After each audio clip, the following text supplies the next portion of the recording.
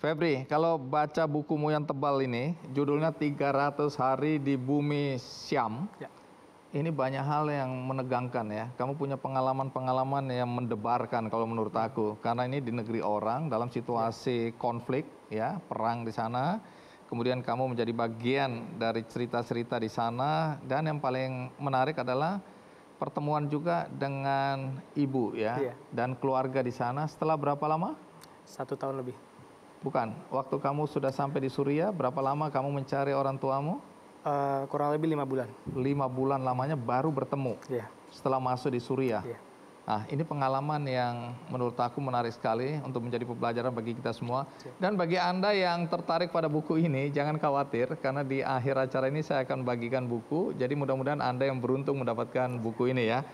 Nah, Febri, supaya penonton bisa membayangkan apa yang terjadi setelah kamu sampai di Suriah tadi. Iya. Nah, coba ceritakan bagaimana waktu masuk di perbatasan. Karena terlalu panjang kalau kita Iya, urut. siap. Ringkasnya yang kamu disuruh lari selama berapa? 6 jam. Iya. Bahkan sampai muntah-muntah karena kondisimu lagi nggak sehat, lagi stres.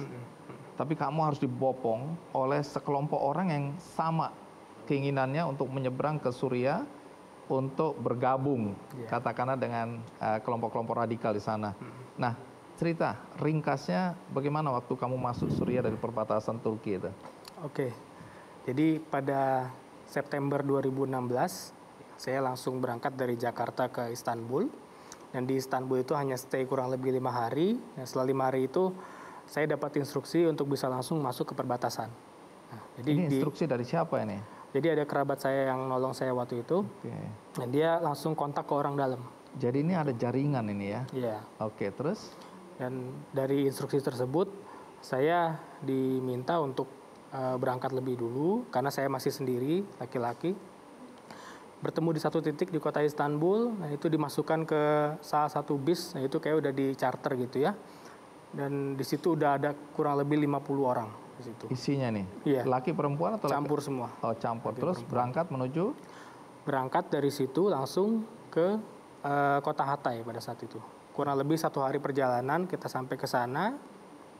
Dan di kota Hatay itu kita semua disuruh untuk membuang semua perlengkapan yang kita bawa. Termasuk identitas atau tidak? Identitas. Oh, jadi Terutama identitas. Jadi Iya, Oke, paspor, KTP, sampai uang rupiah pun dibuang semua. Gitu. Jadi benar-benar yang saya pakai itu baju yang ada di badan aja gitu. tanpa identitas Tanpa identitas. menyeberang ke Suriah. Suriah. Terus bagaimana caranya tadi? Jadi turun dari bis itu kita dipecah ke beberapa grup, ada beberapa mobil, perjalanan lagi kurang lebih 1-2 jam, dan turun dari sana langsung kita disuruh naik ke bukit gitu ya. Kita tahu gunung di situ dan itu kita benar-benar harus lari di sana. Baik, jadi kelompok akhirnya sampailah ke Suriah. Iya. Di Suriah apa yang terjadi pada dirimu nih selama 5 bulan sebelum ketemu keluarga? Jadi ya di situ saya awalnya sebelum sampai masuk ke wilayah kekuasaan ISIS, saya masih ada positive thinking lah tentang kelompok tersebut gitu ya, masih ada kebaikannya. Tapi ternyata pas nyampe sana itu semuanya nggak sesuai gitu kan. Yang tidak sesuai apa misalnya? Mereka sama sekali tidak mencerminkan Islam, gitu kan. Mereka membunuh sesama Muslim, mereka membantai orang-orang yang tidak sepemahaman dengan mereka, gitu kan. Dan bahkan kita sendiri melakukan hal-hal yang sebenarnya tidak melanggar syariat, tapi menurut mereka itu salah, gitu kan. Sampai Itu yang akhirnya, kamu lihat setelah sampai di sana. Iya, itu. Kamu alami juga itu. Betul. Nah, setelah melihat kondisi gitu, apa yang kamu lakukan? Jadi akhirnya pas saya sampai ke sana, keluarga saya kan sudah lebih dulu ya pergi ya. Iya. Alhamdulillah setelah berapa bulan bisa ketemu gitu, dan setelah ketemu itu Tunggu, bagaimana cara bisa ketemu di tengah situasi dan kondisi yang amburadul di sana?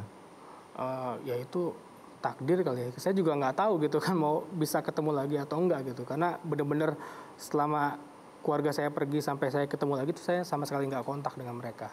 Oke, nggak ada hubungan, tahu-tahu bisa ketemu di sana. Iya. Nah, waktu ibumu atau keluargamu lihat kamu ada di sana nyusul, apa reaksi mereka pertama kali? Pertama ya jelas kaget ya, itu kan benar-benar nggak ada berita sama sekali, tiba-tiba ketemu saya, dan itu momen paling mengharukan lah kalau bagi saya ya, bisa ketemu lagi dengan ibu saya dengan kondisi yang masih sehat seperti itu. Karena Reaksi mereka lihat kamu? nangis semua gitu. Baik. Saya. Kondisinya bagaimana? Kondisi keluarga waktu ketemu kamu di sana? Alhamdulillah sehat itu. Nah, sehat semua, cuman memang ternyata pas saya sampai sana ada beberapa anggota keluarga yang wafat di sana gitu. Oh, meninggal. Iya. Jadi benar ya, Anda dulu polisi. Iya, betul, polisi. Pangkat apa terakhir? Saya terakhir pangkat brigadir. Oke. Saya lulus jadi polisi pendidikan 97-98 lulus. Jadi waktu jadi polisi umur berapa? Masih 20 tahun. Oke. Lulus umur 21. Iya. Di SPN Lido di Cigombong, Bogor, Jawa Barat. Terus Anda bertugas di mana? Pertama kami bertugas di Polda Metro Jaya selama 3 tahun di sana sampai 2001. Terakhir di Polres Depok di Jawa Barat, perbatasan dengan Jakarta. Nah, ini kan menariknya katanya Anda papar paham radikal justru ketika jadi anggota polisi aktif. Betul. Oke, menarik, ini agak aneh ya. Iya. Jadi bisa cerita sedikit bagaimana seorang anggota polisi bisa sampai terpapar oleh paham radikal ini? Ya, seorang teroris itu nggak ujuk-ujuk jadi seorang teroris, tapi ada tahapan-tahapan, ada tangga-tangganya. Oke. Pertama, punya pemahaman tentang intoleransi dulu. Kita selalu tidak cocok dengan pendapat orang lain, kita tidak cocok dengan kelompok di luar kelompok kita. Terus kita punya pemahaman yang cenderung tasyadud, mutasyadidun, maksudnya agak-agak ekstrim. Nah, intoleran lalu naik tingkat menjadi radikal. Dari radikal lalu naik lagi menjadi teroris. Seorang teroris itu sudah pasti intoleran dan radikal, tapi seorang radikal dan seorang intoleran belum tentu teroris. Oke. Tapi ini anggota polisi, waktu Anda dalam pendidikan kan diindoktrinasi juga. Betul. Tentang paham nasionalisme, kebangsaan, ya. Kok bisa Anda terpapar paham radikal kemudian bahkan jadi teroris ya? Anda aktif jadi teroris? Iya, waktu itu ya. Jadi pernah angkat senjata? Iya, angkat senjata. Pernah baku tembak? Tidak secara langsung, tetapi anak buah kita, teman-teman kita, dan senjata itu dari saya semua. Anda pernah bunuh orang nggak? Alhamdulillah nggak secara langsung. Jadi bunuh orang nggak secara langsung, santet berarti? ya, Oke, ya. maaf bercanda. Tapi kemudian apa yang mempengaruhi lebih jauh sehingga Anda akhirnya berpikir bahwa yang radikal ini adalah kebenaran? Ya, hal itu berangkat dari rasa solidaritas kita yang tidak terbendung, tidak terarah. Jadi ketika melihat kaum muslimin di Palestina, di Bosnia pada saat itu, dan di Chechnya, di Afghanistan, itu membuat kita justru menyalahkan pemerintahan kita. Nah, disitulah yang kemudian kita ingin memberantas kemungkaran dengan menciptakan kemungkaran yang baru. Seharusnya tidak seperti itu gitu. Iya. Kita bisa menuangkan mungkin dengan mengirimkan doa atau mengirimkan dana saja kepada kaum muslimin yang sedang tertindas di dunia Islam. Bukan justru kita malah menyalahkan pemerintahan, menyalahkan karena harus dibalas di Indonesia perlakuan keji mereka. Nah, akhirnya kemudian rasa solidaritas yang tidak terbimbing inilah yang kemudian menyebabkan akhirnya kita jadi baperan, berpikir ekstrim, membalas dendam. Karena kisos itu harus dikasih kisos. Fajaza'u sayyi'atin jaza'u misluha. Balasan kejahatan adalah kejahatan yang serupa. Kalau mereka membunuh, kita harus bunuh. Penghancuran dengan penghancuran. Jadi berpikir kita simpel dan instan seperti itu. Okay. Dan kebetulan guru-guru kita, asatid kita ini menyuruhnya kayak begitu. Nah, setelah Anda terpapar oleh radikalisme ini, paham ini, apa yang terjadi dalam hidup Anda? Ya, kami jadi bermasalah dengan masalah sosial. Apa? Hubungan Contohnya saya apa ya? jadi buruk dengan bapak ibu saya. Bahkan maaf sampai saya jadi mengkafirkan Orang tua sendiri. orang tua sendiri. Lalu kemudian saya jadi hubungan renggang silaturahmi dengan teman-teman sesama polisi juga jadi buruk. Sosial kita bermasalah, hubungan sosial kita. Akhirnya kita mengisolasi diri. Oke. Akhirnya Menarik kita diri dari pergaulan. Dari pergaulan. Yang lucunya kita belajar Islam bukan makin baik, makin prestasi makin menurun. Hubungan sosial kita jadi buruk. Saya dengar Anda bahkan tidak mau ikut upacara Betul. bendera. Betul. Tidak Sampai mau mengharamkan menyanyikan- musik, tidak mau ikut upacara bendera. Mengharamkan musik itu artinya apa? Ya kita selalu memang kaum ekstrim ini selalu mengambil kecenderungannya mengambil hal-hal yang ekstrim di dalam berhukum. Misalnya rokok haram.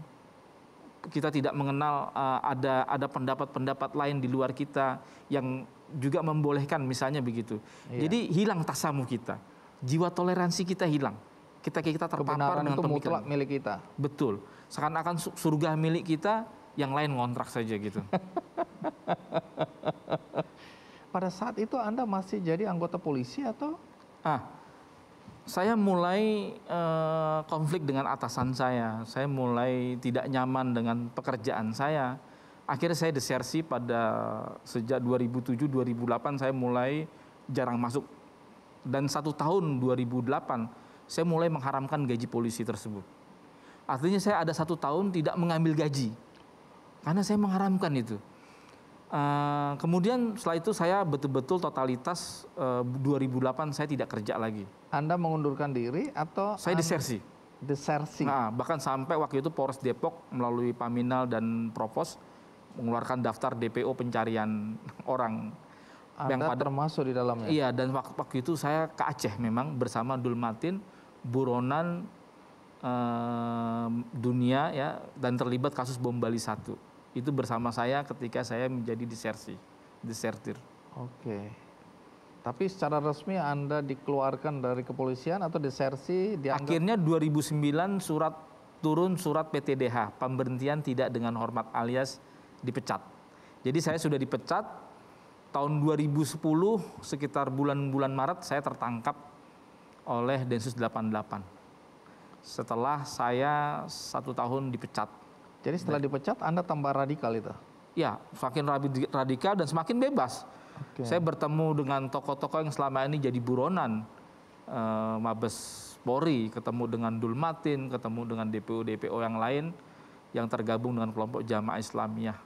Dan makin jadilah di situ, dan kemudian saya juga melatih beberapa teman-teman secara militer di Karena tahun Anda 2009. polisi ya. Jadi latihan itu Anda latihkan kembali ke teroris itu, calon-calon itu. Oke. Nah, yang jadi pertanyaan kan dari pengalaman Anda dan teman-teman di BNT nih ya, apa saja faktor yang membuat anak-anak muda ini mudah untuk terpapar? Nah, orang bertanya kenapa orang jadi teroris? Karena faktor dia terpengaruh radikalisme. Kalau radikal saja kan masih positif ya. Radikalisme. Dia radikal dan isme. Sama tadi teror dan isme. Ya. Pahamnya itu ada 4 maknanya. Radikalisme ada kandungannya 4. Yaitu ingin melakukan perubahan dengan cepat. Ini masih positif. Tapi yang ketiga dan keempat ini yang tidak benar. Apa itu? Menggunakan kekerasan dan mengatasnamakan paham. Saya ulangi, mengatasnamakan paham keagamaan, bukan mengatasnamakan agama. Karena semua agama ada pelaku anarkisnya, pelaku terornya, dan semua bangsa ada pelaku terornya. Jadi sangat salah kalau ada yang menstigma Islam itu teroris. Tidak tepat. Semua agama. Jadi paham yang menyebabkan dia menjadi negatif radikal ini. Nah, kenapa orang jadi teroris? Karena radikal. Kenapa orang jadi radikal? Ini bukan satu, bukan tunggal. Ini multifaktor. Bukan single faktor orang menjadi radikal. Bisa pendidikan, tapi tidak juga. Azhari doktor. Apa kurangnya pendidikannya? Bisa ya, bisa tidak. Ekonomi, bisa ya, bisa tidak. Tapi ini agak dominan. Apa kurangnya? Misalnya seorang pejabat di kementerian, salah satu kementerian di Salon 4, alumnus Australia, kemudian terpapar dan membawa semua keluarga ke Syria. Kalau persoalan ekonomi, apa kurangnya?